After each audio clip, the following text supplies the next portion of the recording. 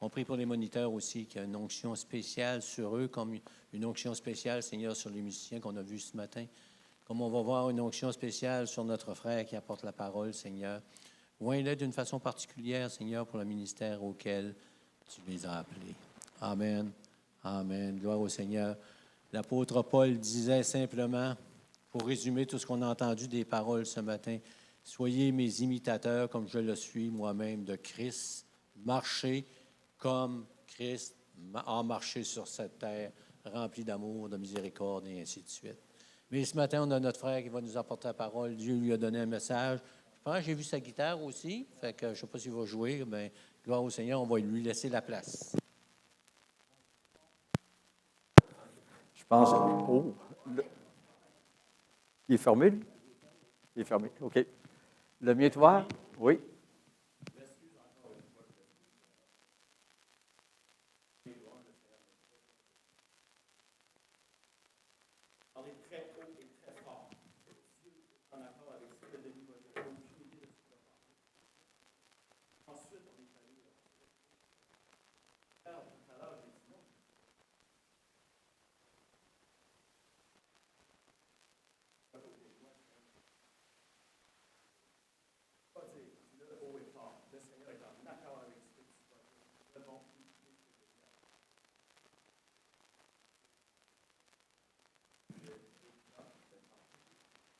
Amen. Merci, Seigneur. Alléluia. Gloire à toi, Jésus. On te rend grâce, Seigneur. On te rend grâce, Seigneur, pour ta présence au milieu de nous. On te rend grâce pour ton esprit qui est en nous. Merci, Seigneur Dieu. C'est toi, ce qui transforme nos vies, nos êtres. Nous te bénissons pour ça ce matin, Seigneur. Que ton nom soit béni, loué, Seigneur Dieu. Seigneur, que tu m'aides à apporter ce que tu veux ce matin, Seigneur Dieu Tout-Puissant. Et qu'on soit tous bénis, instruits, Seigneur Dieu, et qu'on puisse être plus près de toi, à jamais, Seigneur Dieu Tout-Puissant. Dans le nom de Jésus. Amen. On va faire un chant pour commencer. Je ne sais pas si mon ami Jean est rendu. On l'a perdu. Suzanne, est-ce que tu veux venir?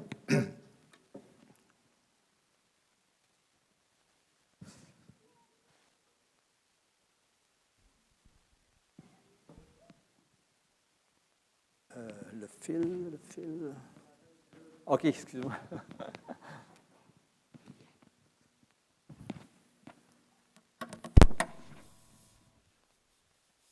OK, dans le chant qu'on va faire ce matin, il y a ce qu'on appelle une métaphore, c'est-à-dire qu'on utilise le mot soleil pour parler de l'Éternel. D'ailleurs, on voit ça dans le psaume 84, verset 12, ça dit « Car l'Éternel est un soleil et un bouclier ». C'est sûr que le Seigneur n'est pas un soleil dans un sens, il est beaucoup plus grand que le soleil, c'est lui qui l'a créé, mais il nous réchauffe, il nous éclaire. OK, merci Seigneur Dieu. C'est pas facile pour Jean, il ne connaît pas le chant. Il va falloir qu'il trouve quelque chose. Et dans Malachie 4,12 aussi, ça dit « Mais pour vous qui craignez mon nom, se lèvera le soleil de la justice et la guérison sera sous ses ailes. » Alléluia.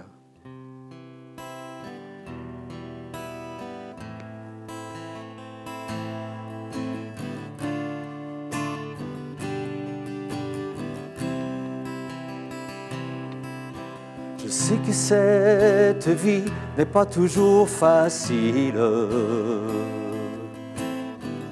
La route est souvent parsemée d'embûches.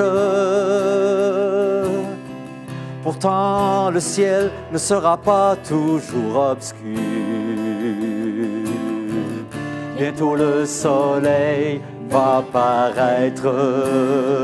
L'Éternel est roi, l'Éternel est roi, l'Éternel est roi, l'Éternel est roi. Il est un soleil, il est un soleil, il éclaire les yeux, il réchauffe le cœur. Il est un soleil, il est un soleil, il éclaire les yeux, il réchauffe le cœur.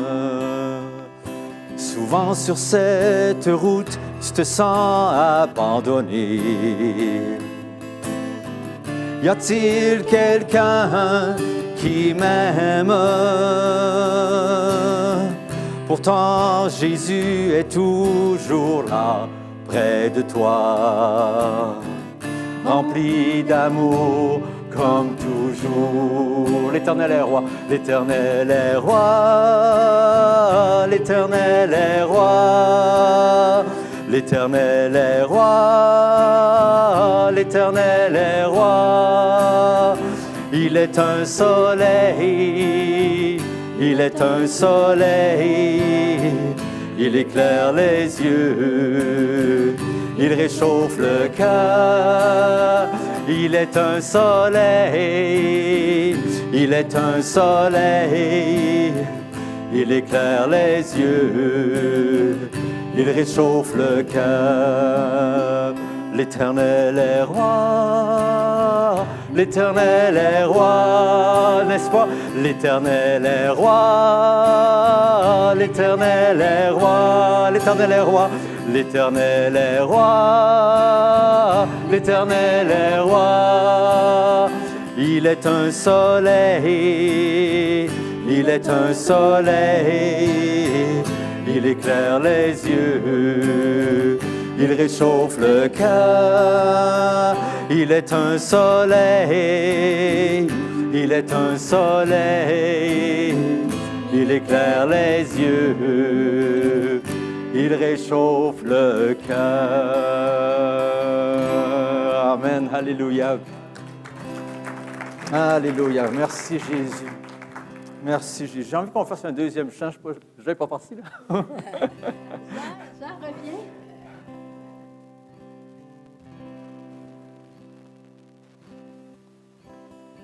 Arrêtez, il va nous rejoindre. Et sachez que je suis Dieu. Je domine sur les nations, sur la terre. Faites silence et contemplez, contemplez que je suis Dieu. Faites silence et contemplez, contemplez que je suis Dieu.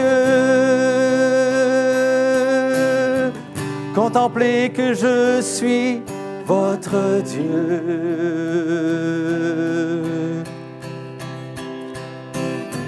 C'est vers toi que je tourne mes regards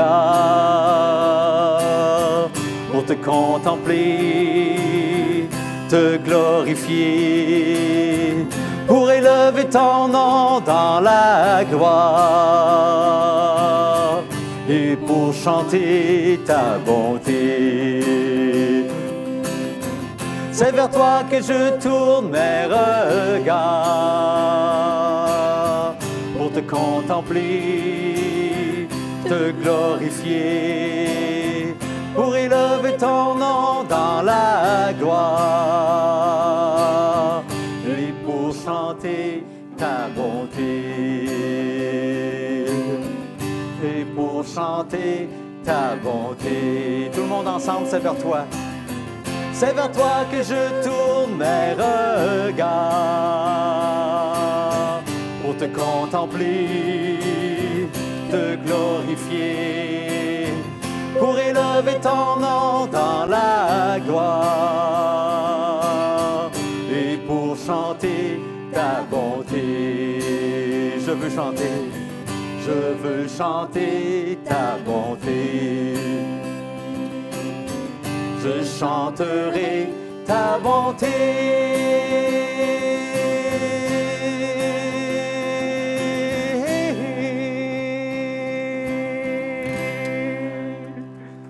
Amen. Merci Seigneur. Alléluia.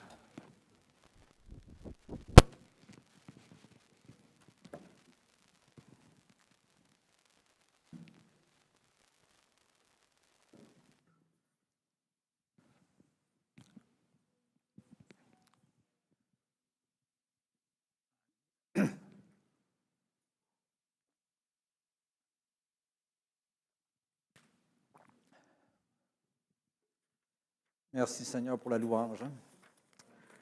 Merci qu'on peut le louer, l'adorer, le glorifier, l'élever. Ça nous fait du bien en même temps. Hein? Il est digne de toute louange, de toute gloire, de tout honneur. Celui qui nous a rachetés, qui nous a lavés par son propre sang. Béni soit le nom du Seigneur. Alléluia. Il nous a rendus plus blancs que neige. Merci Jésus. Plus blancs que neige. Même si notre péché était comme le cramoisi, comme ça dit dans l'Ancien Testament, dans Isaïe, je pense, il dit, il va nous purifier, il nous lave, il nous rend plus blancs que neige. Il nous rend acceptables devant Dieu, présentables. Alléluia. Il a enlevé tout notre péché. C'est l'agneau de Dieu qui ôte le péché du monde qui est venu. Merci Seigneur. Alléluia. Que purifier notre cœur dans le sang précieux de Christ afin qu'on devienne une habitation de Dieu en esprit. Le Saint-Esprit de Dieu vient habiter dans notre cœur. Gloire à Jésus. Alléluia. À cause de Jésus. À cause de Jésus. Pas à cause de nos œuvres. Pas à cause qu'on a suivi des rites, des cérémonies, des choses pareilles, mais à cause de Jésus-Christ, à cause de Jésus-Christ seulement. Rien d'autre pouvait nous purifier, nous laver de tout péché. Rien d'autre pouvait nous transformer, nous amener dans le royaume de Christ. Rien d'autre pouvait nous amener à Dieu que le sang précieux de Jésus-Christ qui a été versé. C'est Dieu qui a pourvu à l'agneau de Dieu. C'est Dieu qui a pourvu à l'agneau de Dieu. C'est Dieu qui a pourvu à l'agneau de Dieu. On n'a rien à voir là-dedans. C'est lui, c'est sa bonté, son amour, sa grâce, sa grandeur, sa puissance. Alléluia, son plan de toute éternité qui avait prévu de venir nous racheter. Alléluia, en mourant sur la croix, en mourant sur la croix, comme un malfaiteur. Mais on sait qu'il était sans péché. Et c'est pour ça qu'il est ressuscité des morts. Gloire au Seigneur. Alléluia. Il est vivant, il vit au siècle des siècles. Il habite dans nos cœurs, il nous dirige à chaque jour, il prend soin de nous, il veille sur nous. Amen. Merci Seigneur. Alléluia. Alléluia. Hein, les apôtres ont dit, à qui d'autre irions-nous? C'est toi qui es les paroles de la vie éternelle. La vie éternelle ne se trouve nulle part ailleurs, nulle part ailleurs, nulle part ailleurs. Alléluia, seulement en Jésus-Christ. Merci Seigneur Dieu. Merci Jésus. Alléluia. Alléluia. Ce matin, le titre du message, je l'ai appelé « La réalité surpasse toujours les ombres ». La réalité surpasse toujours les ombres. Quand on parle des ombres, les symboles, les types dans l'Ancien Testament. Je ne sais pas si vous vous souvenez, la dernière fois, au mois de février, j'avais parlé de l'incomparable Christ, hein, sa supériorité en tant qu'homme. Déjà, sa naissance était annoncée dans l'Ancien Testament. La jeune fille sera enceinte, elle enfantera un fils. Elle lui donnera le nom d'Emmanuel, ce qui signifie Dieu avec nous. Sa naissance était prophétisée dans l'Ancien Testament, sa vie remplie du Saint-Esprit, hein, l'esprit de sagesse, l'esprit de force, l'esprit de connaissance de l'Éternel, l'esprit de crainte de l'Éternel qui était sur lui. Les prophéties nous parlaient aussi de sa mort expiatoire pour nos péchés, de sa résurrection aussi d'entre les morts. On a parlé aussi de la supériorité de Christ comme souverain sacrificateur par rapport à ceux de l'Ancien Testament. Dans l'Ancien Testament, les souverains sacrificateurs étaient là juste pour un temps, le temps de leur vie. Et ils devaient d'abord offrir des sacrifices pour leurs propres péchés, parce qu'ils étaient des pécheurs eux autres aussi. Mais Jésus-Christ est là, il demeure éternellement. Alléluia! Son sacerdoce n'est pas transmissible, comme c'est écrit, parce qu'il est vivant pour toujours. Il est sacrificateur selon l'ordre de Melchisédek. Et il n'a pas eu à offrir des sacrifices pour ses propres péchés, parce qu'il n'y avait pas de péché. Et il a pris le péché du monde sur lui. On a vu aussi la supériorité du sacrifice, évidemment. Hein. Dans l'Ancien Testament, on devait répéter ces sacrifices-là, puis ça ôtait jamais les péchés. C'est ça que l'Écriture nous dit. Ça faisait juste les couvrir pour un temps. Mais Jésus-Christ a paru une seule fois. Il a souffert une seule fois sur la croix pour ôter les péchés du monde, depuis le commencement du monde jusqu'à la fin du monde. Alléluia! Dans toutes les époques, tous les péchés ont été enlevés.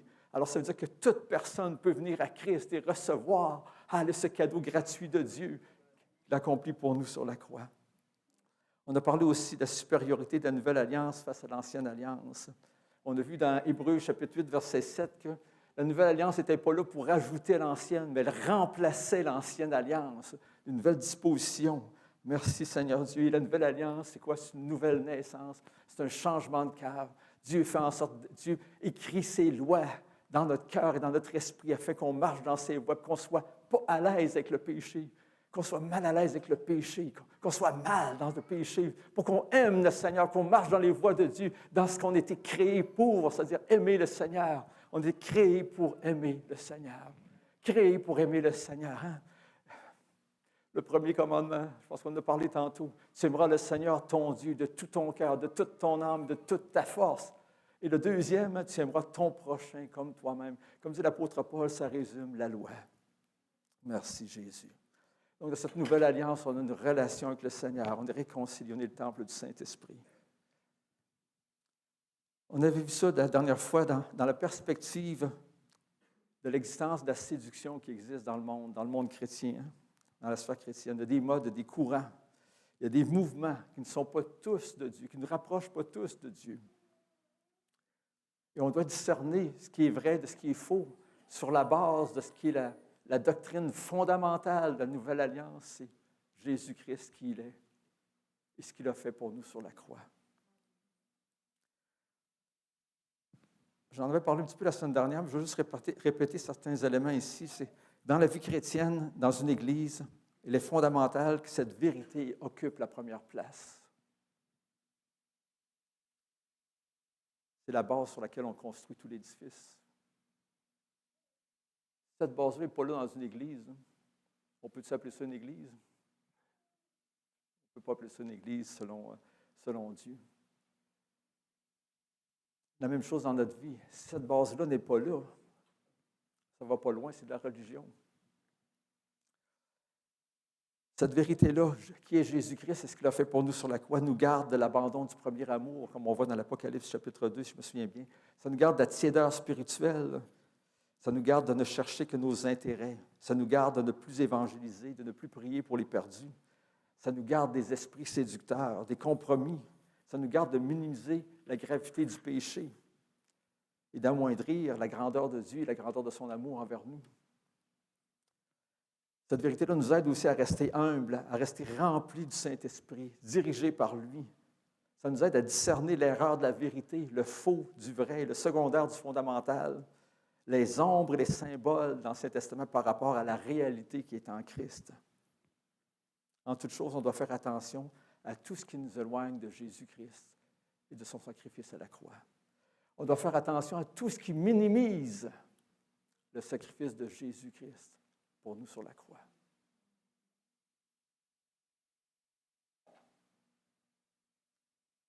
On pense qu'on est exaucé, par exemple, à cause d'un grand nombre de paroles qu'on a faites. On pense qu'on est entendu parce qu'on n'a pas arrêté de prier, on a prié longtemps. On est peut-être un peu en train de dévier parce qu'on est entendu à cause qu'on a été réconcilié avec Dieu par le sang de Jésus. On a une relation avec Dieu à cause du sang de Jésus. Amen. On va en parler peut-être une autre fois ça, de ces choses-là, mais on peut se faire nous autres même soi-même des lois même, en pensant que si on fait ces choses-là, qu'on va être plus proche de Dieu, qu'on va avoir plus de Dieu dans notre vie, qu'on va avoir plus sa faveur. Mais on ne peut pas avoir plus la faveur de Dieu que par la foi en son sacrifice sur la croix. Parce que c'est là que tout effacé nos fautes. OK, on va aller dans Colossiens chapitre 2 ce matin, au verset 1.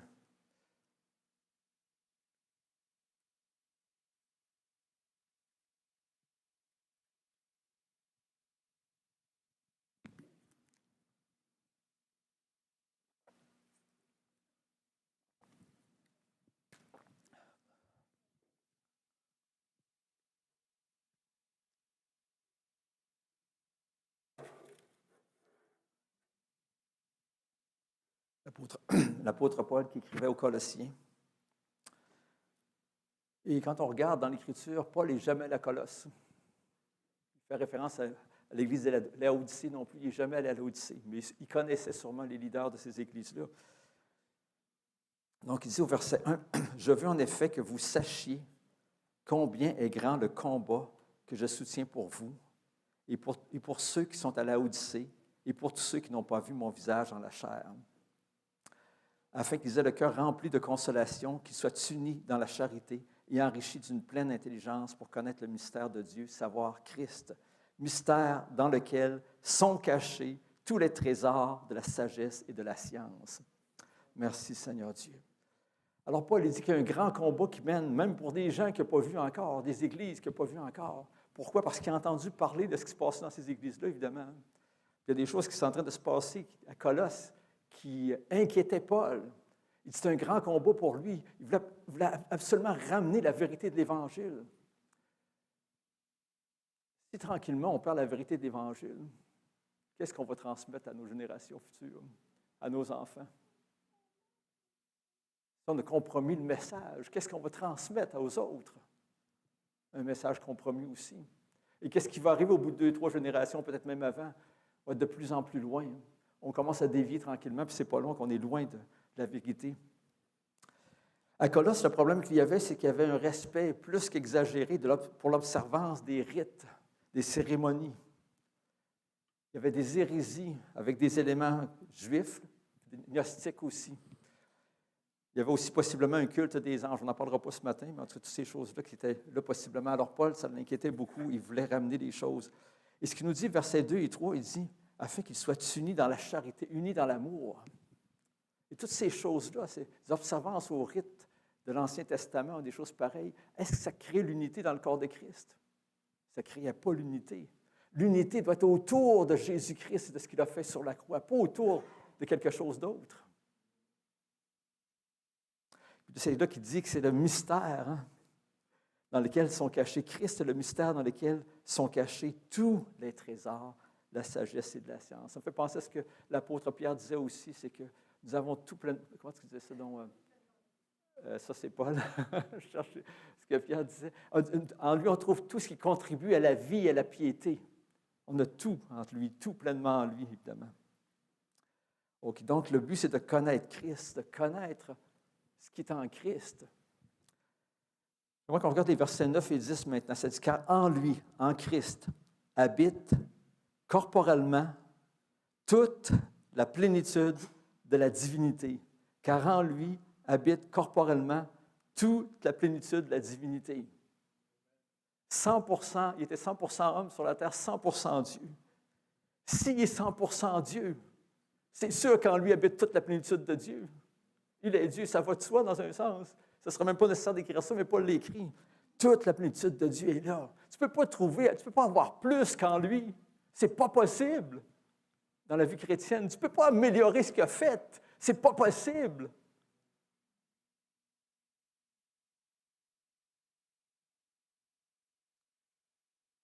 C'est d'ailleurs pour ça que Jésus disait « Demeurez en moi. » Pourquoi? Parce qu'il sait qu'on a tout en lui.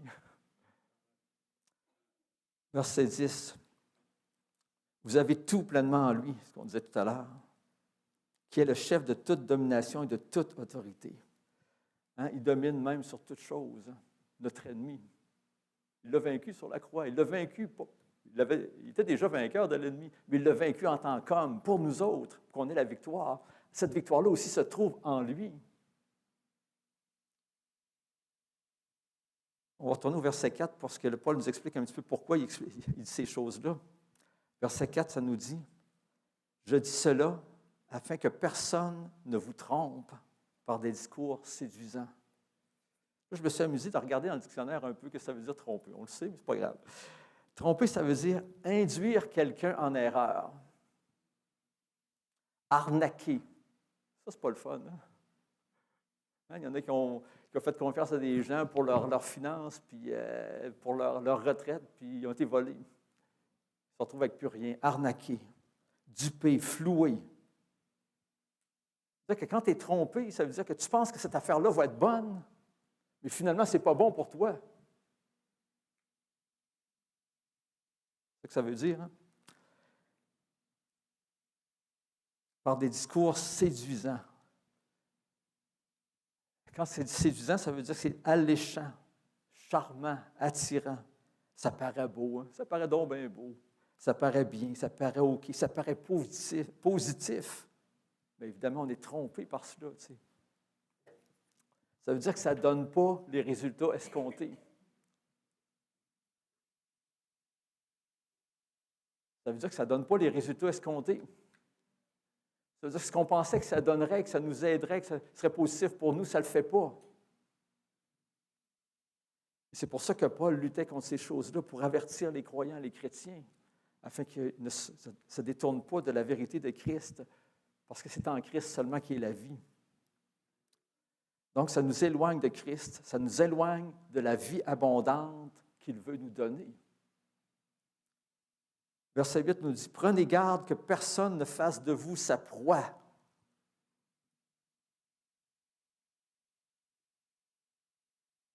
Je réfléchissais à ça, puis proie dans le monde animal, ça veut dire quoi? C'est pas beau, hein? C'est un animal qui en bouffe un autre.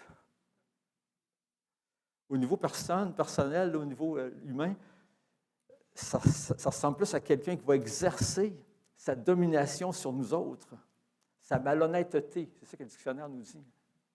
Pas des farces, ça. En tant que chrétien, on veut être sous la domination, si on peut dire, de Christ. On choisit de rester à Christ. On ne veut pas être sous la domination de quelqu'un d'autre. On ne veut pas être sous la domination d'un esprit séducteur. On veut être sous l'Esprit de Dieu, dans l'Esprit de Dieu. En fait, tout ce qui nous éloigne de la simplicité de l'Évangile et de la croix n'est pas de Dieu. Tout ce qui nous éloigne, tout ce qui minimise l'Évangile, le sacrifice de Jésus-Christ, n'est pas de Dieu. Tout ce qui enlève de l'importance au sacrifice de Jésus-Christ, ça ne vient pas de Dieu. Donc, prenez garde que personne ne fasse de vous sa proie par la philosophie, sagesse humaine, et par une vaine tromperie, s'appuyant sur la tradition des hommes, sur les rudiments du monde et non sur Christ. Donc, il parle ici des œuvres, des cérémonies, des rites que les hommes ont fait depuis le début de la chute pratiquement, comme pour apaiser leur conscience face aux dieux qu'ils ne connaissent pas. Hein? Pour apaiser, selon eux, la colère de Dieu en faisant des choses, parce qu'ils savent qu'ils sont coupables. Mais si on se sent coupable de quelque chose, la seule chose qu'on doit faire, c'est aller à Christ, hein? Confesser notre péché, puis placer notre foi en Jésus-Christ et ce qu'il a fait sur la croix. Souvent, le matin, quand je me lève, je dis au Seigneur, « Seigneur, je te fais confiance pour la journée. Aujourd'hui, encore une fois, je te fais confiance. C'est toi qui es Dieu, qui es Seigneur, qui règne, qui est tout-puissant, qui sait me guider. Et je fais place ma confiance dans la croix. Sinon, je n'ai rien pour m'approcher de toi. Je n'ai pas d'autre solution pour mes péchés. Je place ma confiance dans la croix. Alléluia. Alléluia. On sait que notre péché est payé.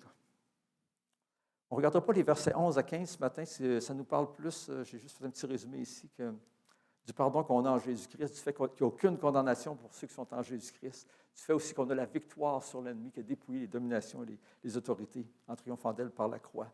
Mais on va aller au verset 16, où est-ce qu'on rentre plus dans le vif du sujet.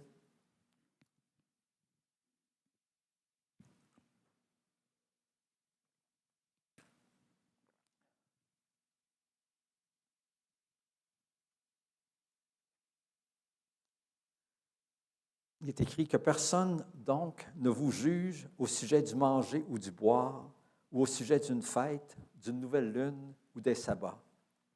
C'était l'ombre des choses à venir, mais le corps ou la réalité est en Christ. C'était l'ombre, la réalité est en Christ.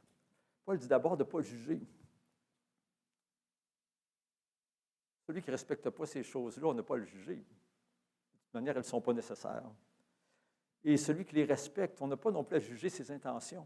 Ce que je dirais simplement, c'est que la personne qui le fait, il y a du danger. Si la personne pense qu'elle est plus chrétienne parce qu'elle a respecté le sabbat ou qu'elle ne mange pas certaines nourritures, il y a un problème déjà. Si la personne pense qu'elle est rendue plus loin dans la foi que les autres parce qu'elle respecte ces choses-là, il y a un problème aussi. Comme on disait tantôt, on ne peut pas aller plus loin qu'aller en Jésus-Christ. Pas possible. On a tout pleinement en lui. Si on pense qu'on plaît plus à Dieu parce qu'on respecte des jours, qu'on respecte certaines nourritures, non. Il y a un problème là aussi. Si on pense qu'on a plus sa faveur à cause de cela, il y a un problème aussi. Autrement dit, notre foi, au lieu que ce soit Christ et la croix qui est l'objet de notre foi, on commence à mettre notre foi un peu dans une personne, dans une chose qu'on fait. Notre foi est plus purement en Christ et son sacrifice à la croix.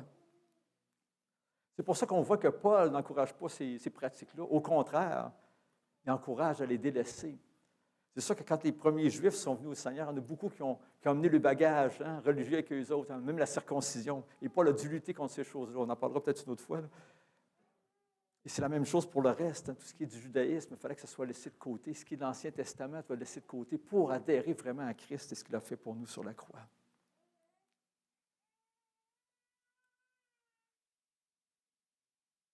Ça veut-tu dire qu'elle est d'accord?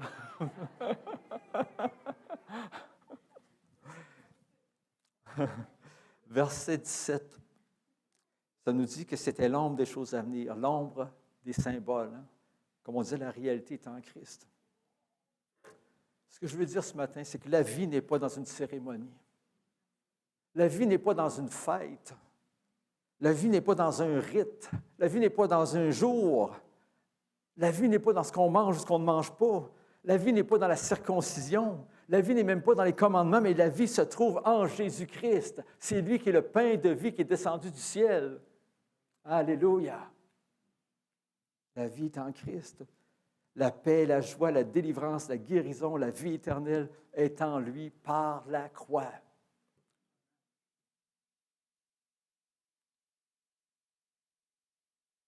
Donc, les ombres, c'est la première raison pour laquelle Paul n'encourage pas cela. Ce qu'on doit savoir, c'est évident aussi, c'est que la réalité est plus grande que l'ombre. Pas d'accord? Si je te dis, moi, vite réchauffer à l'ombre de ma maison, à moins 30 l'hiver, tu es très proche de la maison, mais tu n'auras pas chaud.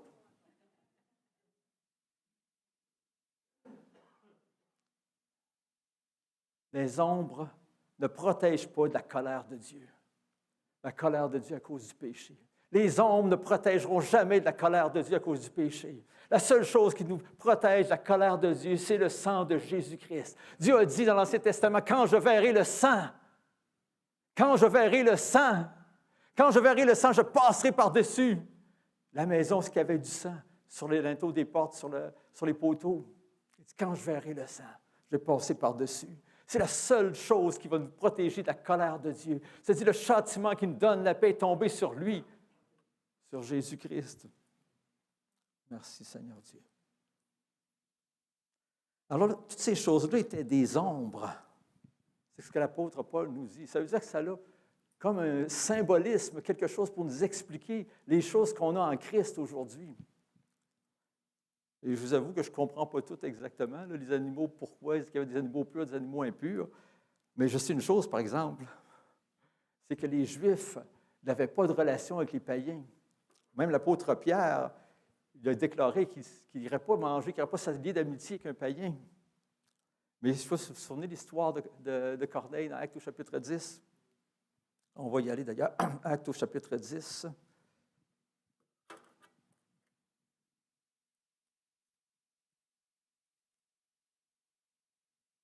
On va lire les versets 10 à 16.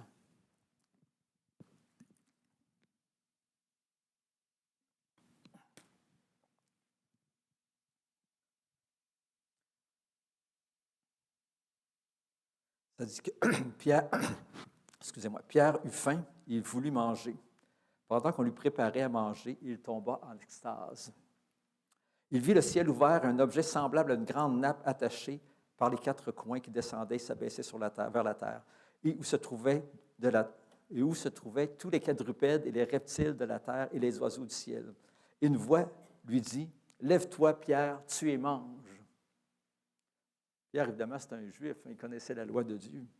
Mais Pierre dit non. Non, Seigneur. C'est drôle, le Seigneur t'a dit quelque chose, dit non, Seigneur.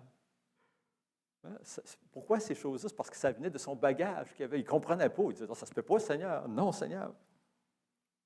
Car je n'ai jamais rien mangé de souillé ni d'impur. Et pour la seconde fois, la voix se fit entendre à lui, ce que Dieu a déclaré pur, ne le regarde pas comme souillé. Cela arriva jusqu'à 3 fois, et aussitôt après, l'objet fut retiré dans le ciel.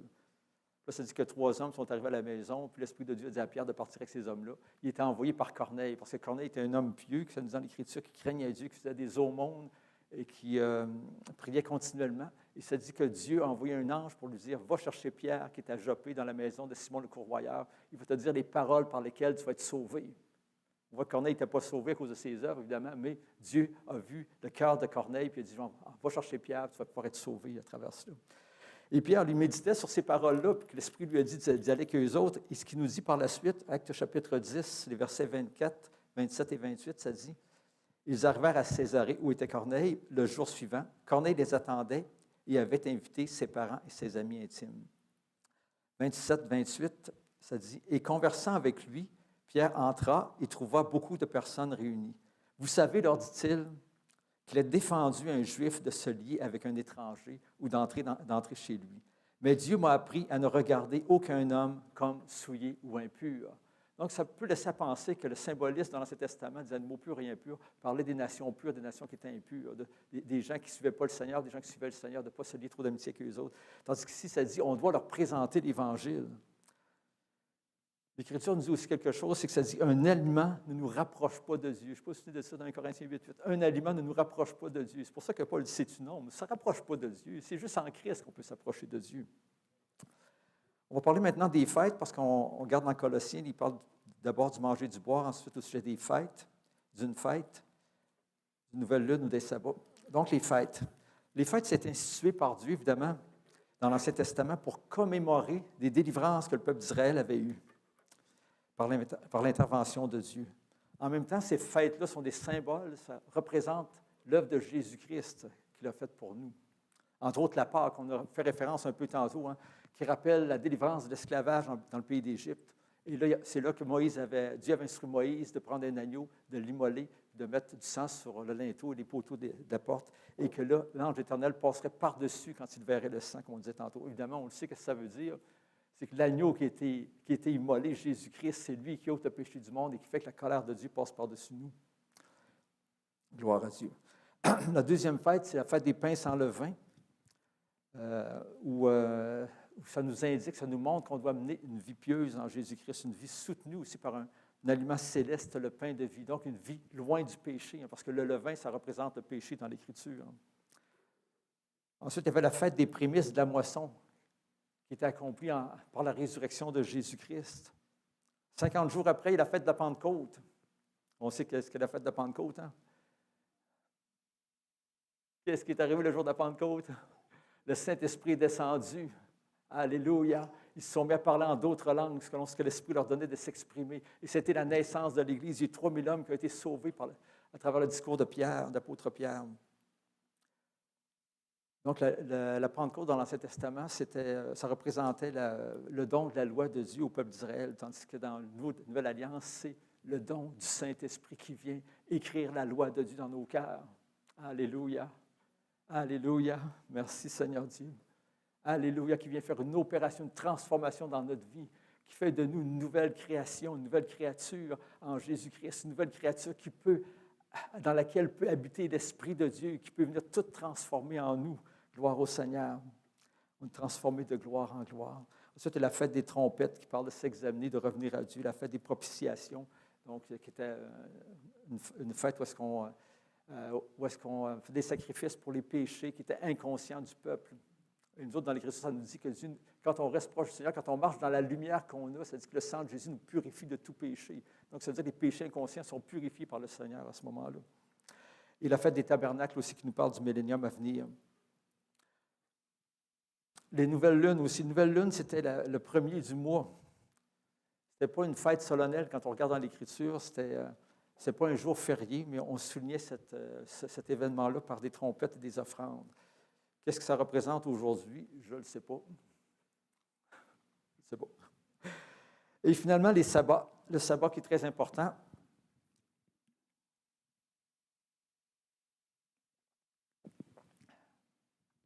C'est là qu'on va passer un petit peu plus de temps. Comme on sait, le sabbat, c'était un repos hebdomadaire le 7e jour de la semaine. On le trouve dans les 10 commandements dans l'Ancien Testament, dans Exode au chapitre 20, si vous allez voir. Et puis, ça dit que, pourquoi? Parce que Dieu a fait la création en 6 jours, puis le 7e jour, il a cessé son travail. C'était le sabbat. Il a cessé le travail, puis c'était appelé sabbat. C'est ça qu'il dit dans les 10 commandements, c'est que, parce que l'Éternel a tout créé en 6 jours et qu'il s'est reposé le 7e jour. Donc, c'est pour ça que le sabbat, c'est l'explication du sabbat dans les 10 commandements, si on peut dire. Mais l'apôtre Paul nous dit dans Colossiens chapitre 2, au verset 17, comme on l'a lu tout à l'heure, que ça, c'était une ombre des choses à venir, un symbole.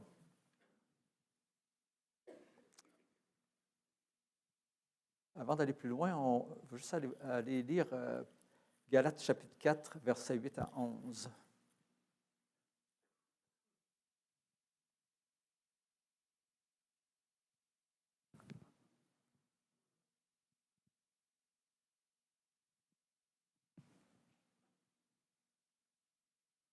Il est écrit, « Autrefois, ne connaissant pas Dieu, vous serviez des dieux qui ne le sont pas de leur nature. Mais à présent que vous avez connu Dieu, ou plutôt que vous avez été connus de lui, de Dieu, comment retournez-vous à ces faibles et pauvres rudiments auxquels, de nouveau, vous voulez vous asservir encore? Vous observez les jours, les mois, les temps et les années. Je crains d'avoir inutilement travaillé parmi vous, pour vous. » Donc, on voit que Paul n'encourageait pas de respecter le sabbat, de respecter les jours. Dans le fond, les jours sont tous égaux. Peu importe le jour qu'on adore le Seigneur, ça n'a pas vraiment d'importance. Hein? L'important, c'est de l'adorer. L'important, c'est de s'approcher de lui. Ce n'est pas la journée qui est importante. Là, ce que je veux développer un petit peu plus ce matin, c'est que si le sabbat est une ombre, qu'est-ce que ça représente? Si c'est un symbole, qu'est-ce que ça représente? Donc, on va regarder ça dans Hébreux chapitre 4.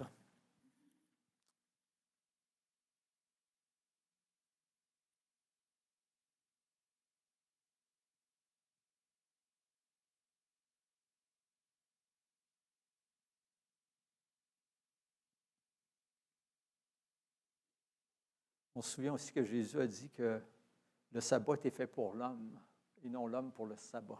C'est ça? Oui, c'est ça. Le sabbat était fait pour l'homme. Donc, pour être une bénédiction pour l'homme. Puis, comment je pourrais dire? Donc, je pense que le principe de prendre une journée de repos par semaine est important. Là. La journée, peu importe la journée, ça c'est une autre histoire, mais le principe de prendre une journée de repos est important. Là, si on parle maintenant du sabbat comme tel, comme une ombre dans l'Ancien Testament, qu'est-ce que ça représente dans la Nouvelle Alliance? C'est ça que je veux développer ce matin, puis c'est extraordinaire quand même quand on considère ça. L'importance du sabbat dans la Nouvelle Alliance, on peut dire, mais pas du sabbat de la 7e journée, mais du sabbat, le réel sabbat, c'est qui? Jésus-Christ. Donc, Hébreux chapitre 4, verset 1. L'apôtre Paul est en train de discuter des Israélites dans le désert. Il y a toute une génération qui est morte par incrédulité. Il dit ici au verset 1, « Craignons donc, tandis que la promesse d'entrer dans son repos subsiste encore, qu'aucun de vous ne paraisse être venu trop tard. » Il y en a qui pensent qu'il est trop tard, qui ont trop péché. Il n'est jamais trop tard avec le Seigneur. On a juste à revenir à lui, à se repentir, puis à accepter son salut.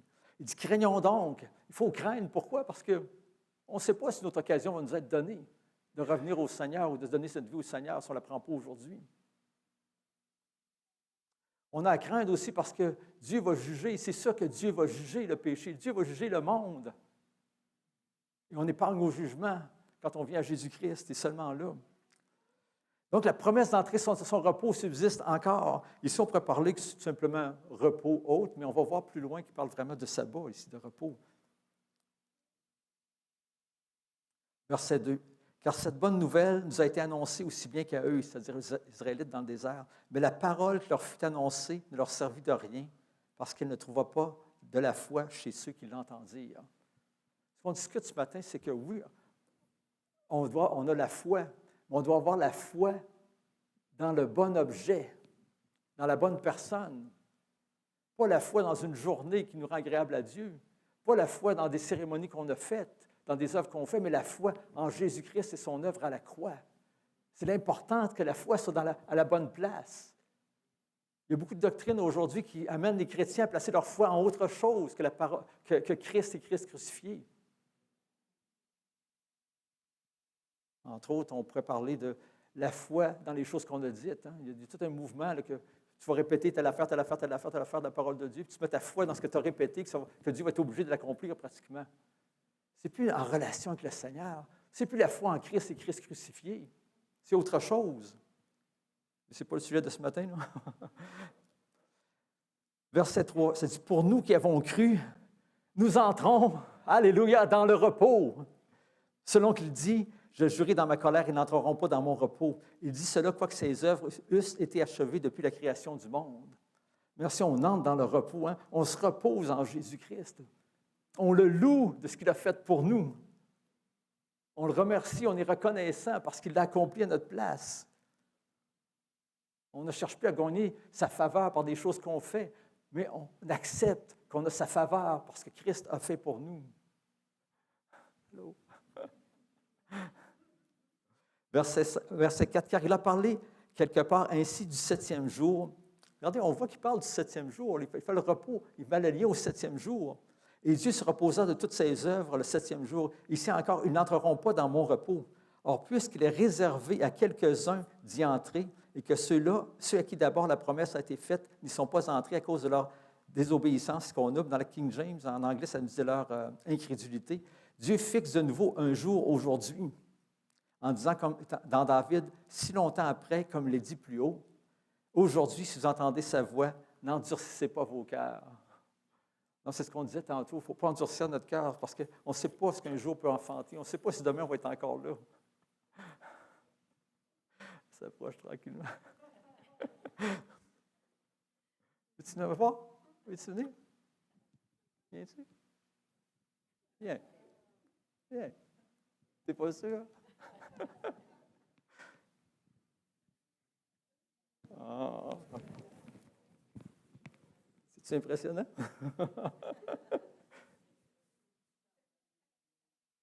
Vas-tu revoir maman? Vas-tu prêcher avec moi?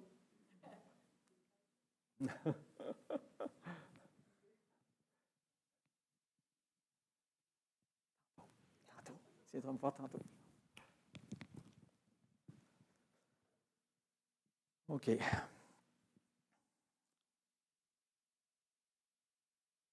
Verset 8 nous dit, « Car si Josué leur eût donné le repos, il ne parlerait pas après cela d'un autre jour. » Parce que dans les paroles qu'il disait tantôt, « N'endurcissez pas votre cœur », c'est David qui écrit ça. C'est des années après Josué, évidemment. Donc, ça veut dire que l'entrée en Canaan non plus ne donnait pas le véritable repos. C'est pour ça qu'il a parlé d'un autre jour, que Dieu a parlé d'un autre jour dans les psaumes.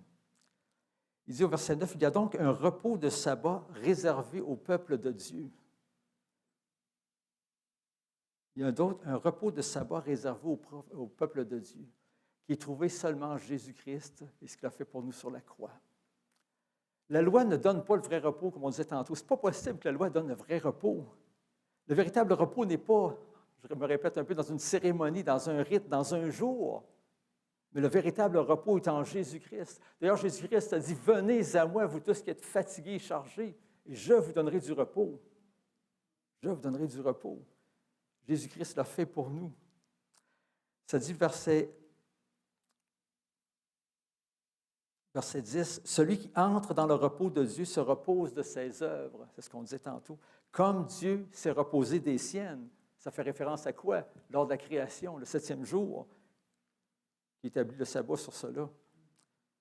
Efforçons donc d'entrer dans ce repos afin que personne ne tombe en donnant le même exemple de désobéissance.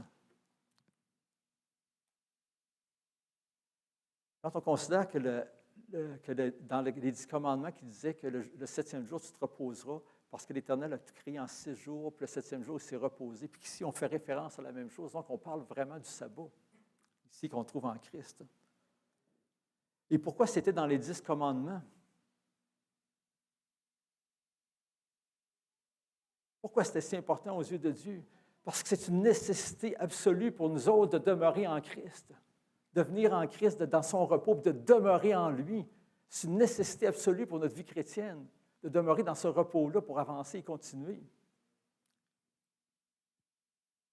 Verset 11 nous dit, « Efforçons-nous », dans la Darby, ça dit, « Appliquons-nous donc d'entrer dans ce repos, afin que personne ne tombe en donnant le même exemple de désobéissance. » Si on place notre foi en autre chose que Jésus-Christ et Jésus-Christ crucifié, on tombe. On est un mauvais exemple pour le peuple de Dieu. Je ne sais pas si on le voit clairement que le repos, finalement, qui était dans l'Ancien Testament, qui était qui était l'ombre, c'est en Christ qu'on le trouve, ce repos-là. Ce repos de sabbat se trouve en Jésus-Christ.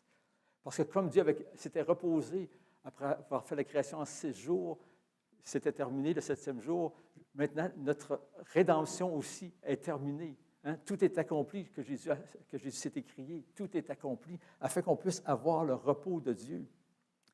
Donc le 7e jour était une ombre, comme Paul le disait tantôt, hein? C'est l'ombre des choses à venir, alors que la réalité est en Christ.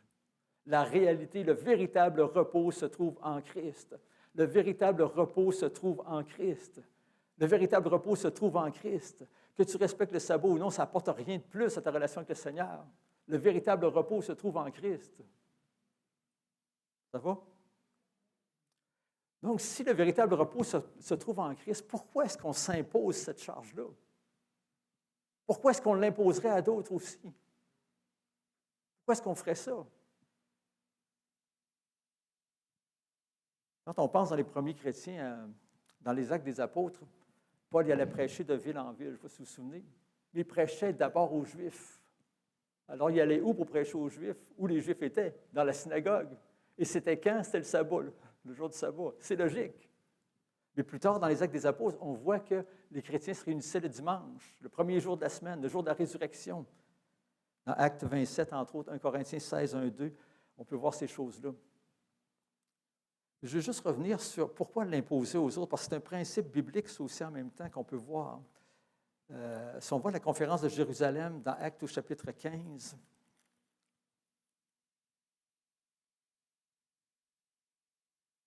tout le monde se souvient de ça, c'était à cause de la circoncision. Paul prêchait que ce n'était pas nécessaire d'être circoncis pour être sauvé. Dans les villes où il passait, il prêchait l'Évangile. Donc, c'était Jésus-Christ crucifié seul qui sauve.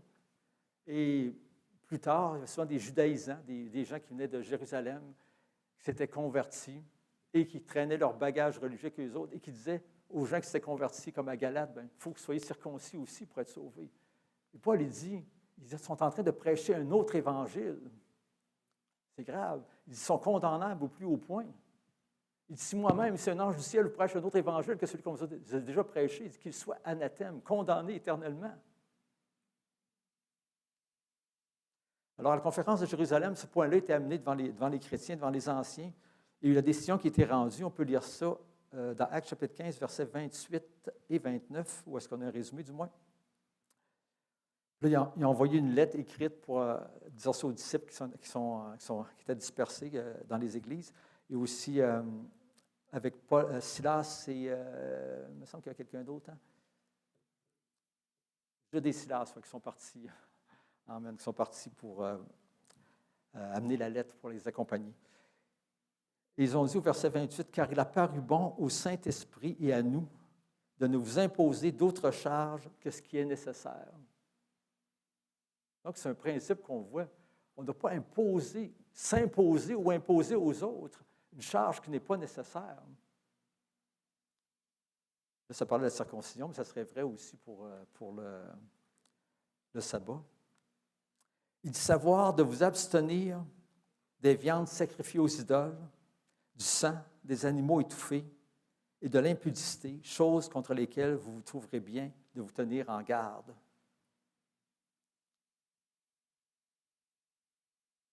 Donc ici, ça nous dit que Jésus-Christ, en fait, ce que Paul nous dit aussi dans Galates 5.1, ça dit, c'est pour la liberté que Christ vous a affranchis.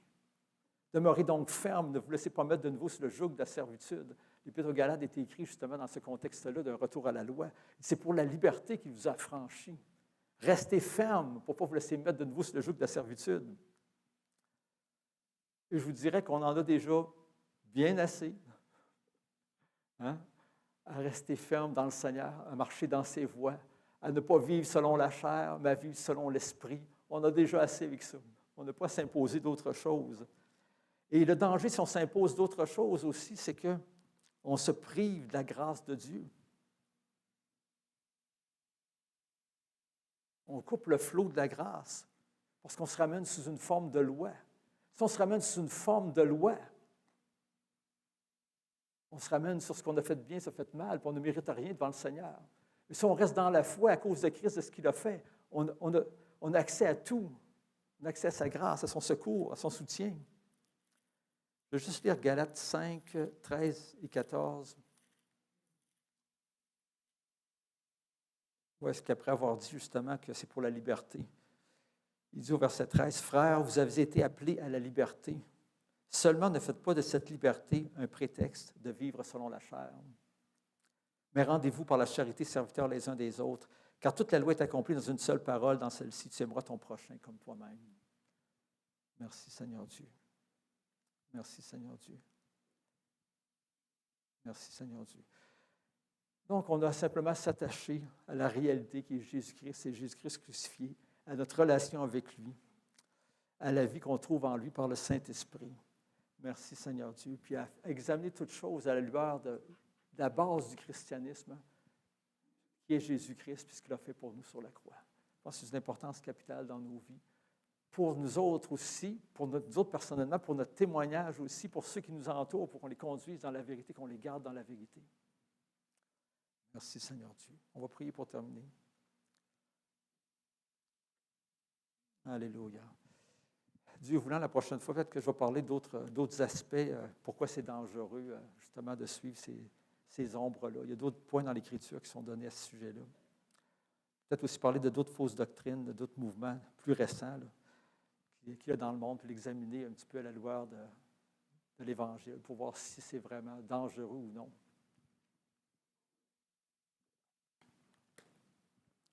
Merci Seigneur. Merci pour ta parole, Seigneur, ta parole qui est la vérité.